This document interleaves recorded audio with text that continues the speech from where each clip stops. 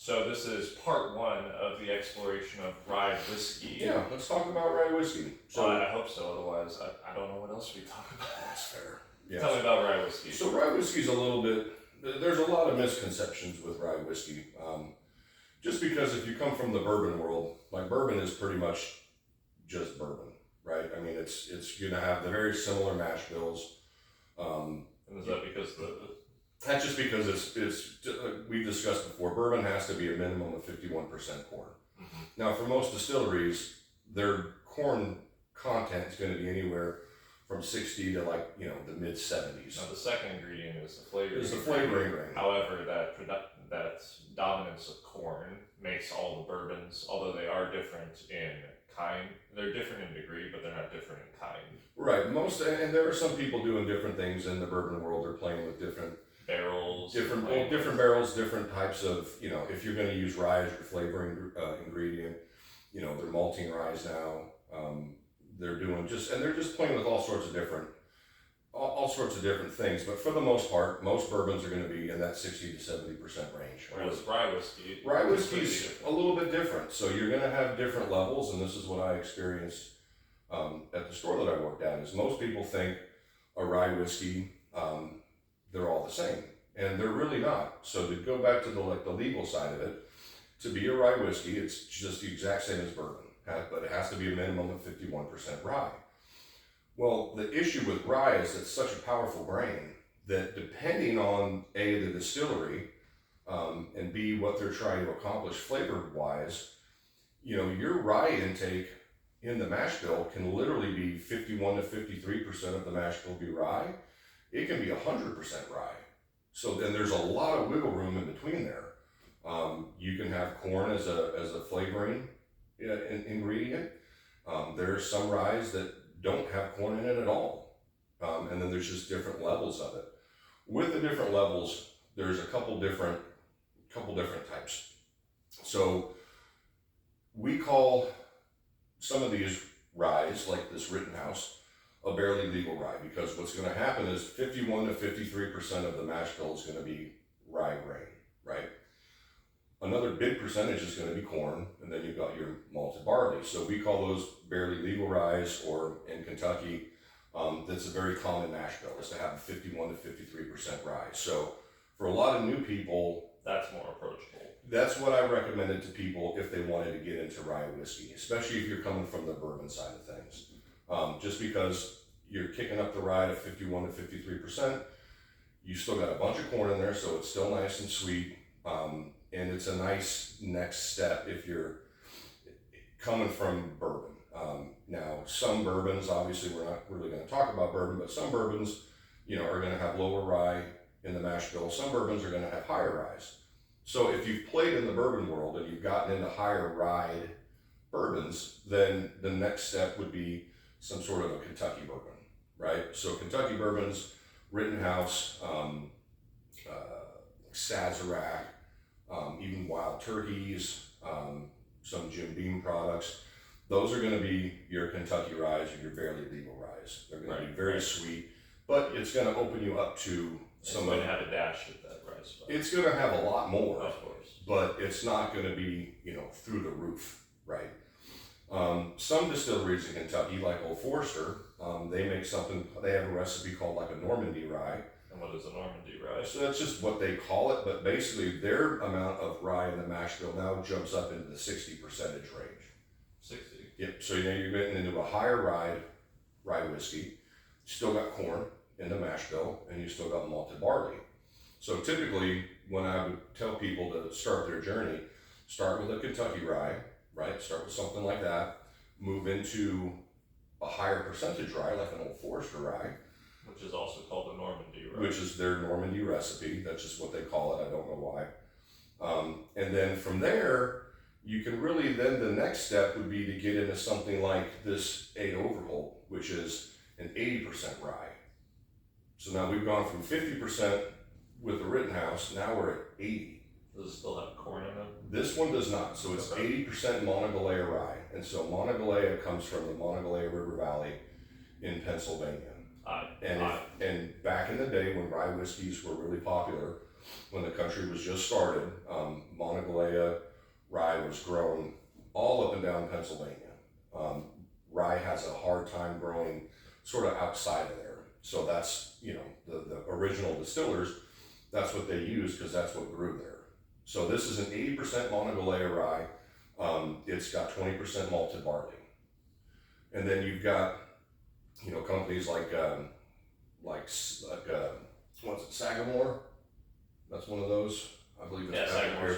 Yeah, where like we've talked before, where they've got different levels. They've got high rye whiskeys, they've got low rye whiskeys, and then they basically take those after they've aged and blend them together to make their particular type. I think a low rye is pretty clear. Is a high rye anything that's 80 and above? Yeah, I would say so. Now this one is interesting because with the high percentage of malted barley and there's no corn in it, you're going to get a lot of for whatever reason, darker sugars. Like when I drink that, I get a lot of molasses, right? So it's just it just changes. Molasses is an interesting. Yeah, and it just changes the flavor profile. And so if you start right, and work your way up, that tends to be in my opinion, the proper way to do it. And then once you kind of get used to that kind of a rye, then you get into the 95.5 ryes that MGP made famous. So MGP's out of Indiana. That's going to be 95% rye, 5% malted barley. And so no corn. No corn at all. No. So Bardstown, that's their 95.5 rye. There's a bunch of other companies. I believe you've said before that most people who have a foul experience with rye whiskey, because they're not ready for it, they usually jump just without knowing into a 95.5 rye. Sure, and so the way I used to tell people, there are two stories. One story is whenever they said they didn't like rye, I'm like, well, what ryes have you had, and how have you had them? And then they usually start off with, I had I had a New Riff. And New Riff is New Riff is a 95.5 rye. And I'm like, it's delicious. Well, it is. I'm like, well, you went from bourbon to one of the highest rye contents that distilleries make. So no wonder. And I use the beer example. Like if you're a Michelob Ultra drinker, right? Which there's no. If you're slinging lager. Yeah, if you're drinking stuff like that kind of beer, which is fine, and you come to me and you're like, Chris, I want to get into IPAs. You're not gonna throw them headlong into the first IPA I recommend is not going to be a craft triple IPA because it'll be too funky. If I do that, all they're going to taste is the bitter hops, and they're not ready for it, and they're going to be like, "Oh, all IPAs suck." Their face is going to scrunch out. That's why most people say they don't like IPAs. I think. Well, because they don't. They're not. Half and half. Either you like IPAs or you seem to really hate IPAs. I think most of that hate comes from not being ready for it. Yeah, you have to. With everything, you have to build up. You have to build your base, right? I used to tell people you have to build your base of information. And so in the beer world, if you're going from an American style beer and you want to get into IPAs, well, jump into the top of the heap of IPAs. That's not the way to go. You got to sort of work into it and build your palate. And in rye whiskey, I really feel, as opposed to like bourbon whiskey, with rye whiskey, if you don't build your base, then you're going to have a lot of folks are going to be like, they're going to write off the whole genre of whiskey because they're like, well, I had one bad experience with something I wasn't prepared for, as opposed to starting, like I used to, kind of teach people, starting with Kentucky rye, starting with that low rye mash bill. And if you only drink like a low rye bourbon, I wouldn't even recommend ryes right off the bat. No, it'll be too weird. Yeah, look for a higher rye bourbon and get used to that, right? And get used to the spice and all that. But yeah, so most rye whiskeys, and then you've got some companies like Woodinville that make 100% rye. I was just about to ask. I didn't know that Woodinville did 100% rye. Yep, their rye whiskey, which we've got back here somewhere, it's 100% rye. So there's quite good. I really enjoy it. No corn, no malted barley, nothing. So that's like the purest expression, and they're not the only ones doing it. It goes to show how versatile rye is as a grain. It's very, very versatile. Rye typically is a spicier. It's a spicier type of a grain compared to like wheat. So if you've ever had a piece of rye bread, it'll taste a lot different than a piece of just regular wheat bread.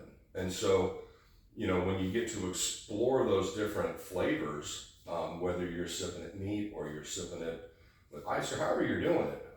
It's good to start at the bottom, at the base of a brand or a product, like a Kentucky Rye, and then as you get better acclimated to it, then you can start moving up. And unfortunately, unless you do your own homework, one, two, or you actually have somebody that you trust at a store, it's really hard to figure out what's Nashville's usually aren't printed on the bottles. Typically not. Now Bardstown's one of the rare ones that actually does that. I think the Sweet Lord of those. Yeah, so you kind of know what you're getting. Now that bottle is interesting because that's finished in like I think they put cherry staves. Yeah. Finished in toasted cherry wood and oak barrels, yeah. Right. So cherry staves. Right. And it's a real interesting way that they do No, it. then again, I think it really comes down to your the gentleman at the store, the gentleman slinging liquor, knowing what he's talking about. Because if you look at this, and you don't know what malted barley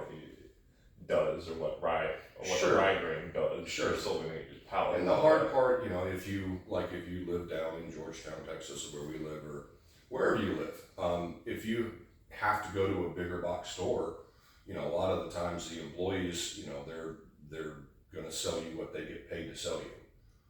So it's hard to find it, but if you can find a store that's got somebody that's pretty knowledgeable, and I always told people, I'm like, I know we're guys, and nobody wants to ask for directions when you're driving in a car.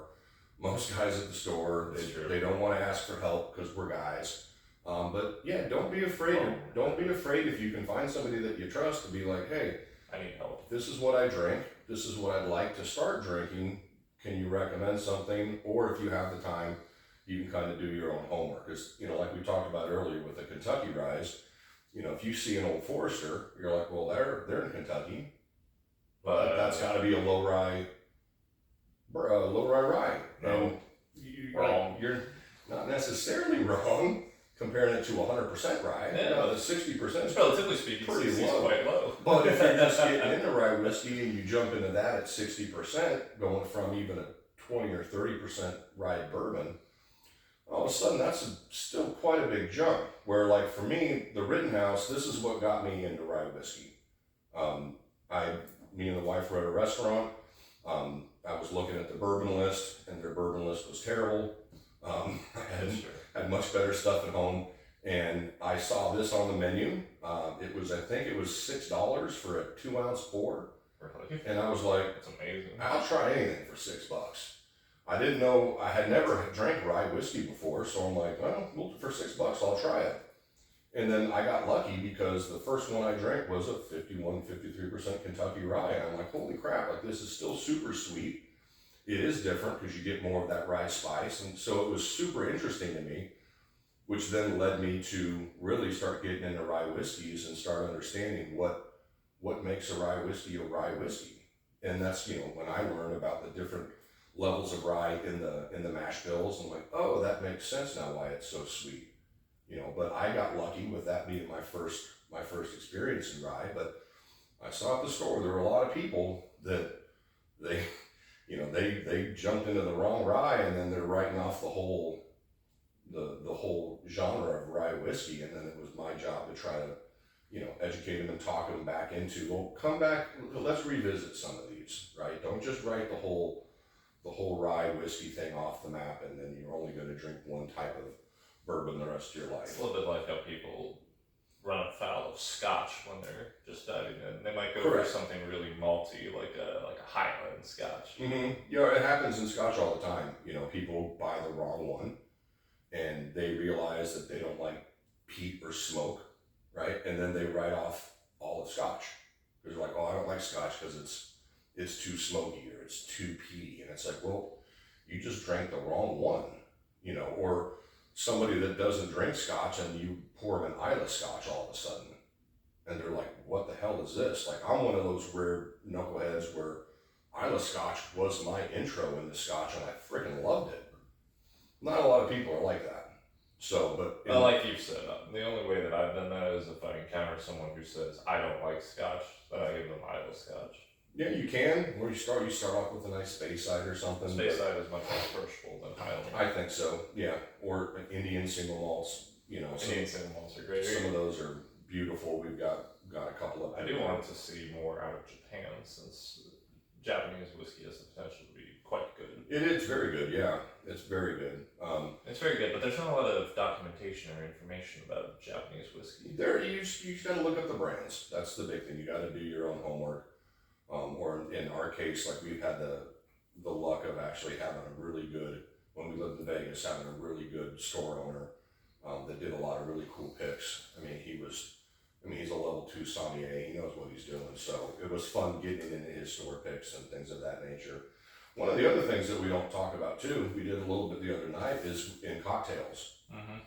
So like in old fashions, I know we've discussed it before, but Rye whiskey holds up quite well, and holds up really well because of the spiciness, which, you know, a lot of people, you know, don't really know. I mean, if you've had a good old fashioned, you know, a lot of it probably had rye whiskey in it. You didn't even know it. You just knew that you had a great old fashioned. So it's yeah, it's a pretty cool thing. You can spend a lot of time and a lot of effort trying different rye whiskeys. What do you have poured right there? This is the A Overholt. That's the A Overholt? Yeah. So I just wanted to have it pour this just to smell. I mean, you can smell it. You know, obviously it's going to be a little spicier because of that 80% monocolayer rye. But you're going to get, because of the type of rye, you're going to get a lot of dark. Like I said, I get a lot of molasses out of that. Good call on molasses. Reminds me of tree sap. A little bit, yeah. And the fun thing in the rye world too, because, you know, with all whiskey in general, but especially in rye, you know, spearmint. There's a good amount of spearmint in yeah, it too.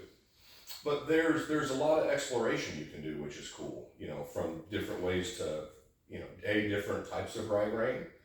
I know in this state, like Texans are really proud of the rye that they grow in this state, and that's going to change the flavor. Well, the wine, you know, the people who've been trained in wine, the wineries, they always focus on the land. Yeah, the terroir, something like that. Yeah. But yeah, so they're really big into their ryes in Texas, and those Texas ryes are going to taste different than any other rye because it's only grown in Texas. Indeed. You're going to get Oklahoma rye. Like I said, Smoke Wagon does a thing where, you know, they're using malted rye. New Riff has a malted rye, which is just a different way because normally you just malt the barley. But they found out that if you malt the rye grain, that changes the flavor of said whiskey as well. Oh yeah, I have tried Smoke Wagon's malted rye. Mm-hmm. That's weird. It's cool, but it's weird. Different. But there's a lot of exploration you can do, not only just with the different types of rye, but the different techniques in malting. There's a lot more innovation that's currently happening in rye whiskey. Sure, because you got to think most of these distilleries are trying to do something to set themselves apart from another bottle sitting on the shelf. Yeah. And out of the ones that we bought yesterday, you know, some of them had so much damn dust on them. That's why they're not sitting on here, because I haven't dusted them yet. So when you got, you know, hundreds and hundreds of different types of whiskeys sitting on a shelf, it's like, as a distillery, it's like, how are you going to separate yourself? Not everybody has, you know, marketing budgets. Or 100 years of name recognition. Correct. So, you know, you'd be surprised, even with the Rittenhouse, how many people have just had never heard of it. And Rittenhouse has been around forever, you know. And then like the new things, like with what Bardstown's doing with their rye, there's, you know, it's your standard 95.5 rye, but they took a different approach by finishing it and, you know, with cherrywood staves in the barrels. Not even staves. If I'm not mistaken, when they reassemble the barrels, they'll use one piece of cherry as a, you know, in the barrel. Then they'll do a piece of oak, then a piece of cherry, then a piece of oak, and that's how they reassemble those barrels. If I'm not mistaken, I imagine that's more effective and more noticeable than the stave option. Yeah, people argue about it all the time. You know, do you have any strong opinions? I think you can do either. Obviously, if you're going to rebuild barrels, that's going to cost you a lot more than if you just take the bung out of the barrel and hang a bunch of staves in there, right? Like Penelope did. We had what is the bung? Well, the bung is the part of the whiskey barrel that you that's where all the whiskey comes out of. That's where you add it in, because the barrels are fully assembled.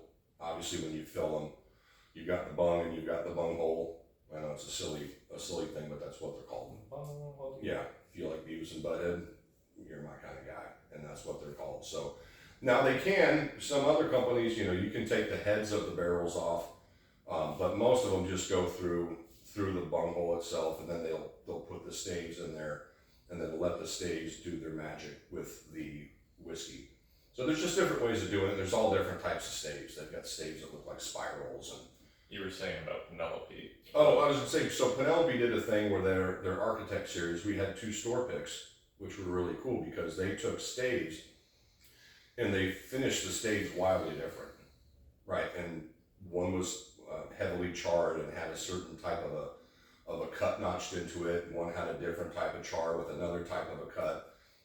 And all that, without getting too in the weeds of bourbon or whiskey in general, that all changes. If you've ever had a maker's mark, you know, we tease with the license plate series, but you know, every store pick from a maker's mark with those bottles, all they're doing is just changing the types of staves that they put in those barrels. And we tease them because the staves end up making it taste like Maker's Mark. Yeah, at the end of the day, you're still drinking Makers, and you've got to have a really good palate and be a real big Makers nerd to really pick out the differences. Most people, it's just a $75 bottle that they're like, yeah, I'm good. But if your local store has one, you know, not everybody has a store pick, so I would always buy one just to support my local store. But you know, everybody's different, and you can do all sorts of fun stuff with it. But I think the next time what we'll do is we'll sit down and we'll open up these bottles and really kind of get into like some tasting notes with it and really see what the difference is between, you know, Kentucky rye, a higher mash bill rye like an Old Forester rye, you know, a 95.5 rye, and then maybe even do some fun stuff like with Sagamore and just try like a different blended type of rye together. Say, if I didn't know anything at all about rye whiskey, what's the one takeaway that you would want me to walk away from a primer on rye whiskey? So if I had to have one, I would just say this. So rye whiskey is going to be, it's different, but the one thing that you get in most ryes is you're going to get a higher mintiness out of it. And that's, to me, what's so interesting, whether there's corn in the mash bill or not. Typical rye notes are like spearmints. You can get some dill notes out of rye whiskey. We had one where I got pine needles. I remember that one? Yeah, it was wild because I'd never smelled. I think it was called Snipes. Henry Snipes, I believe. Yeah, it was the hard truth. It was a finished 95.5 rye, so it was a double barrel 95.5 rye. But you get spearmint, you get pine needles. I got pine needles out of it, and I'm like, wow, that's really interesting. So if you're interested in rye whiskey, there's there's so much to explore. There's so many tasting notes that you can play with. But it's definitely something that people, if you're interested or you're curious in rye whiskey, excuse me, I think there's a real way to go about it. Like I said earlier, build your base and ease into it. Take your time. That way you don't drink something that you're not ready for. And I would hate to have people be turned off from an entire type of whiskey just because they drank the wrong one first. That's what I would have you take away.